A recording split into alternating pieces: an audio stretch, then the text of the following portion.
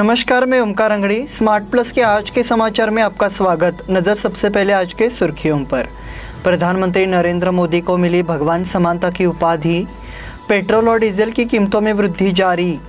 दिवाली की सामग्री और रंगोली से सजा बाजार। अब काला दिवस साइकिल रैली को सफल बनाने का संकल्प। कर्नाटक में विदेशी पर्यटकों के लिए कोरोना टेस्ट अनिवार्य। उपचुनाव के बाद होगा मंत्रिमंडल का विस्तार। होटल आदर्शा पैलेस आपके लिए लाए हैं फूड पार्सल और home delivery service, breakfast, lunch और dinner, south Indian, north Indian, tandoori. कोविड-19 के तहत स्वच्छता और सभी नियमों का पालन। आज ही ऑर्डर कीजिए और घर बैठे लजीज खाने का मजा उठाइए। हर पार्सल के साथ एक mask free. Hotel Adarsha palace, Lingaraj college के सामने, कॉलेज रोड, बेलगावी। फोन 0831 243577 और 8884121718। अब समाचार विस्तार से।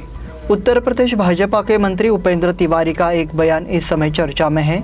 उन्होंने कहा है कि प्रधानमंत्री नरेंद्र मोदी भगवान के अवतार है। उन्होंने ये बयान हरदोई में एक रैली को संबोधित करते हुए दिया। उन्होंने कहा, नरेंद्र मोदी कोई साधारण व्यक्ति नहीं है, वो भगवान के अवतार है। नरेंद्र मोदी पर गर्व करे, वो नए युग के निर्माता है। ऐसा महापुरुष इस धरती पर एक बार ही आता है। वो एक प्रधानमंत्री के रूप में हमारे लिए काम करने आए हैं। सरकार ने कोरोना वायरस के लिए मुफ्त टीके और उपचार प्रदान किए हैं। ईंधन की कीमतों में वृद्धि नहीं हुई है। यदि आप प्रति व्यक्ति आय और ईंधन की कीमतों में वृद्धि की तुलना करते हैं तो ईंधन की कीमतें बहुत कम हैं, तिवारी ने तर्क दिया। पेट्रोल और डीजल की कीमतों में वृद्धि जारी।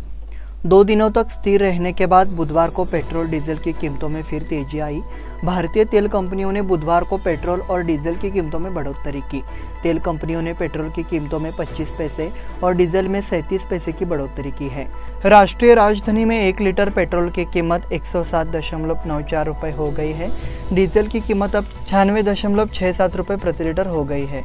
भारतीय तेल कंपनियों के मुताबिक देश की आर्थिक राजधानी में मुंबई में पेट्रोल 113.80 रुपये प्रति लीटर बिक रहा है, जबकि डीजल 104.75 रुपये प्रति लीटर बिक रहा है।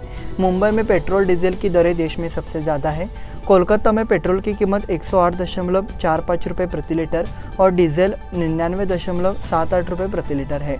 चेन्नई में पेट्रोल 104.83 प्रति लीटर, डीजल 100.92 रुपये प्रति लीटर बिक रहा है। दिवाली की सामग्री और रंगोली से सजा बाजार।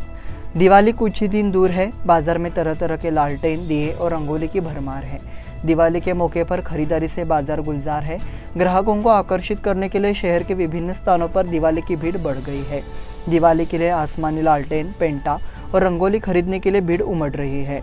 हाल के कॉरपोरेट घोटाले के परिणाम स्वरूप इस विशेषता की मांग में काफ़ी वृद्धि हुई है। दिवाली रोशनी का त्यौहार है, इसलिए आप कई तरह के आकाश लालटेन देख सकते हैं, जो मुख्य रूप से बाजार में घर को रोशन करता है। आसमानी लालटेन और पेंटा समय के साथ बदलते प्रतीत होते हैं, जैसे पैराशूट, टमाटर, गेंद, तह लालटेन, संगमरमर, कागज लालटेन, फ्लोरोसेंट, धातु, प्लास्टिक, होलोग्राफिक लालटेन, पर्यावरण के अनुकूल लालटेन जैसे नए व्यापार के आकर्षक आकाश लालटेन बाजार में उपलब्ध है। प्लास्टर ऑफ पेरिस स्टोन, मोती, रंगीन मोती, कांच के शीशे, चमक, छोटे मोती और चांदी, सोना भी बाजार में उपलब्ध है। हालांकि पारंपरिक मिट्टी के बर्तन, लालटेन जैसे मिट्टी के बर्तन, 5 पंखुड़ी वाली पेंटा और अन्य नक्शीदार पारंपरिक पेंटा और करंजी के आकार, शामियाना के आकार के पारंपरिक आकाश लालटेन की मांग में कोई अभाव नहीं है। अब काला दिवस साइकिल रैली को सफल बनाने का संकल्प। सीमावर्ती क्षेत्रों में मराठी भाषियों के साथ हो रहे अन्याय के निवारण की मांग करने के लिए 25 को भव्य मोर्चा निकाला गया।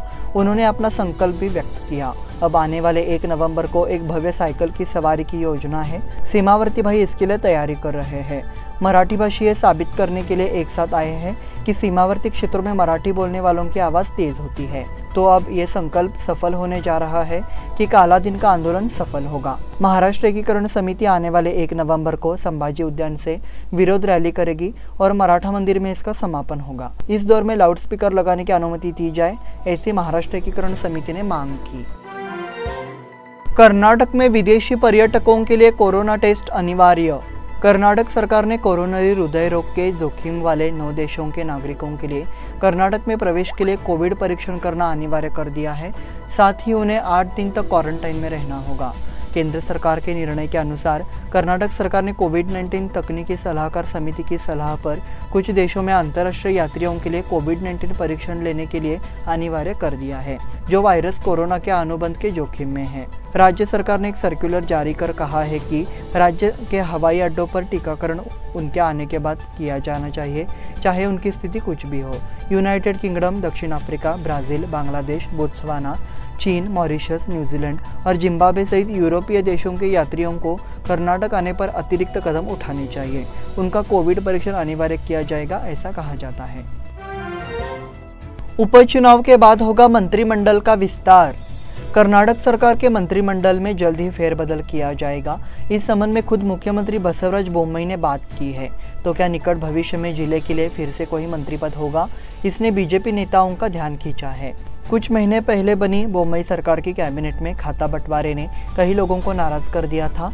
वर्तमान में 4 मंत्री पद अभी भी खाली है। इसमें मंत्री के इस बुरे पद से बेलगाम जिले को कोई फायदा होगा या नहीं, जवाब जल्दी आएगा। हालांकि ऐसे संकेत है कि राज्य में उपचुनाव के बाद फैसला लिया जाएगा। मुख्यमंत्री ने अभियान के लिए संवाद करते हुए पत्रकारों के सवाल का जवाब देते हुए इस संबंध में सफाई दी है। उन्होंने कहा, उपचुनाव के बाद हम दिल्ली जाएंगे और पार्टी नेताओं से चर्चा करेंगे और फिर सही फैसला लिया जाएगा। इस बुलेटिन में वक्त हो गया है छोटे से ब्रेक का। देखते रहिए smart plus. Hotel Adarsha palace आपके लिए लाए हैं फूड पार्सल और home delivery service, breakfast, lunch और dinner, south Indian, north Indian, tandoori. कोविड-19 के तहत स्वच्छता और सभी नियमों का पालन। आज ही ऑर्डर कीजिए और घर बैठे लजीज खाने का मजा उठाइए। हर पार्सल के साथ एक मास्क फ्री।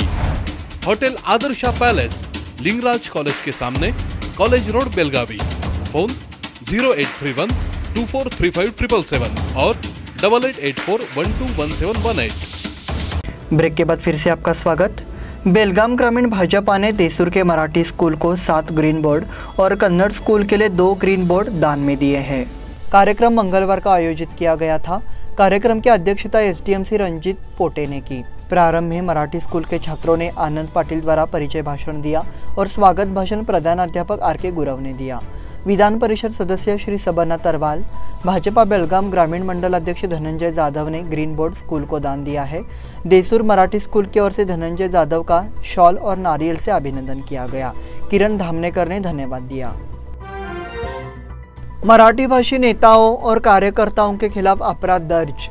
मध्य महाराष्ट्र एकीकरण समिति ने मराठी दस्तावेजों के लिए भारी विरोध प्रदर्शन किया है। उधर केंद्रीय समिति द्वारा पुलिस के दबाव पर काबू पाने में सफल होने के बाद सोमवार को कैंप पुलिस ने महाराष्ट्र एकीकरण समिति के 25 नेताओं और कार्यकर्ताओं सहित 150 से 200 अज्ञात लोगों के खिलाफ अनधिकृत मोर्चा आयोजित करने का मामला दर्ज किया है। महाराष्ट्र एकीकरण समिति के नेता दीपक दलवी, पूर्व विधायक मनोहर किनेकर, प्रकाश मरगाले, पूर्व मेयर सरिता पाटिल, पूर्व डिप्टी मेयर रेणू किल्लेकर, प्रकाश शिरोलकर, किरण गावड़े, शुभम शेलके, धनंजय पाटिल, श्रीकांत मांडेकर, पार्षद रवि सालुंके, मालोजी अष्टेकर और अन्य कार्यकर्ता मौजूद थे। पुलिस के छापामारी में 50,000 रुपए की शराब जब्त। पुलिस ने गोवा में बिना लाइसेंस के शराब बेचने वाले एक शेड में छापा मारा और 50,000 रुपए की शराब जब्त की। यह ऑपरेशन मंगलवार रात बेलगाम तालुका के बाकनूर में किया गया। मामले में एक व्यक्ति को गिरफ्तार किया गया है। गिरफ्तार व्यक्ति का नाम उमेश गवस है। वो गोवा से बिना उत्पाद शुल्क चुकाए बकनूर गांव में एक खुली जगह में शराब बेच रहा था। इसकी जानकारी ग्रामीण पुलिस को जैसे ही हुई तो उन्होंने मौके पर छापेमारी कर विभिन्न विदेशी कंपनियों से 50,000 रुपए की शराब जब्त कर उसे गिरफ्तार कर लिया। उसके खिलाफ ग्रामीण थाने में मामला दर्ज किया गया है। सर्वम बालेकुंद्री के लिए गणेश मंडल की 55,000 की मदद। बेलगाम का एक बालक सर्वम बालेकुंद्री एक दुर्लभ बीमारी से बीमार पड़ गया और उसकी जान बचाने के लिए कोनवाल गली के राजा ने उसके इलाज के लिए 55,000 रुपए का दान दिया। मंडल कार्यकर्ताओं ने सर्वम का दौरा कर मदद सौंपी। गणेशोत्सव मंडल ने बेलगाम के नागरिकों और परोपकारी लोगों से भी अपील की कि वे बेलगाम के सर्वम की मदद करें। फिलहाल उनका बेंगलुरु के बैप्टिस्ट अस्पताल में इलाज चल रहा है। हालांकि सर्वम मंगेश बालेकुंद्री उम्र 1 साल 4 महीने को इस बीमारी से पूरी तरह उबरने के लिए करीब 16 करोड़ रुपए की इंजेक्शन की जरूरत है। उनकी बीमारी का इलाज बहुत महंगा है और एक इंजेक्शन की कीमत 16 करोड़ रुपए तक है।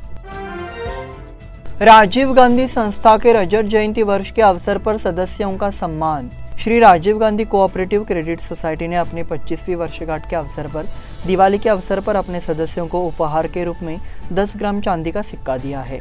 संस्था कार्यालय में चांदी सिक्का वितरण कार्यक्रम आयोजित किया गया। पिछले 25 वर्षों से राजीव गांधी संस्था ने सहकारिता के क्षेत्र में काफ़ी प्रगति की है। चूंकि सदस्यों का समाज की प्रगति में बड़ा हिस्सा होता है, इसलिए निर्देशक मंडल ने रजत जयंती मनाने के लिए 670 सदस्यों को चांदी के सिक्के वितरित करने का निर्णय लिया। वितरण चेयरमैन SK माली, वाइस चेयरमैन वसंत बुड़के, प्रगतिशील किसान लक्ष्मण पासारे और निर्देशक मंडल ने किया। प्रबंधक मोहन जाल ने स्वागत किया। एम्बरग्रीस तस्करी मामले में बेलगाम का युवक शिरसी से गिरफ्तार। एम्बरग्रीस की तस्करी के आरोप में बेलगाम एक संदिग्ध को गिरफ्तार किया गया है।